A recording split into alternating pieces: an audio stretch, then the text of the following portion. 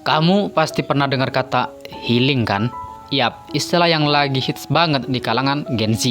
Ini sebenarnya punya makna yang dalam banget ya. Healing itu proses penyembuhan diri yang kita lakuin buat ngerawat kesehatan mental kita. Selalu sedia Kiko di rumah. Kiko! Ibu hebat, tahu banget yang kita suka. Kiko enak tahu.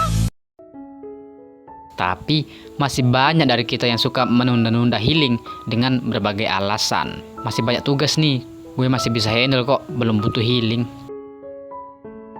Healing itu buang-buang waktu aja.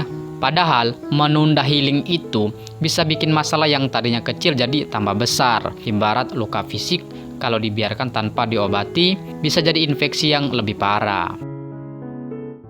Banyak dari kita yang masih menganggap healing itu cuma buat orang yang bermasalah atau lagi dalam kondisi mental yang parah. Padahal healing itu sama pentingnya kayak maintenance kesehatan fisik kita. Kamu rutin olahraga dan jaga pola makan kan? Nah, kesehatan mental juga perlu perawatan rutin ya. Di era yang serba cepat ini, tekanan datang dari berbagai arah, mulai dari deadline kuliah yang numpuk, ekspektasi orang tua yang terlalu tinggi. Masalahnya kita sering banget yang ngeremehin tanda-tanda kalau tubuh dan pikiran butuh istirahat. Padahal tubuh kita udah kasih sinyal kalau dia capek. Susah tidur, mood yang naik turun, gampang marah, atau bahkan sakit fisik yang gak jelas sebabnya. Dan yang paling bahaya, kita sering pakai alasan sibuk buat menunda healing.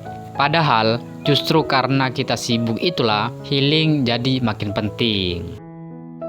Lalu, kenapa healing itu penting bang? Stres yang menumpuk tanpa jeda menyebabkan kelelahan ekstrim yang tidak hilang meski sudah tidur, serta hilangnya motivasi hidup ya. Penurunan produktivitas tentunya, atau konsentrasi. Gangguan kesehatan mental menurunkan konsentrasi hingga 65% dan kreativitas hingga 40%. Risiko tinggi terkena gangguan kecemasan, depresi seperti mimin ya, dan munculnya penyakit fisik akibat psikosomatis. Otak mencari pelarian instan yang merusak seperti belanja impulsif, emotional eating, atau scrolling media sosial yang berlebihan. Hubungan sosial yang berantakan, lebih mudah terpicu emosi, sensitif, sulit mempercayai orang lain, dan sulit memaafkan ya. Jadi healing bukan sekedar liburan, melainkan proses menerima dan melepaskan beban emosional agar tidak menjadi bom waktu di masa depan.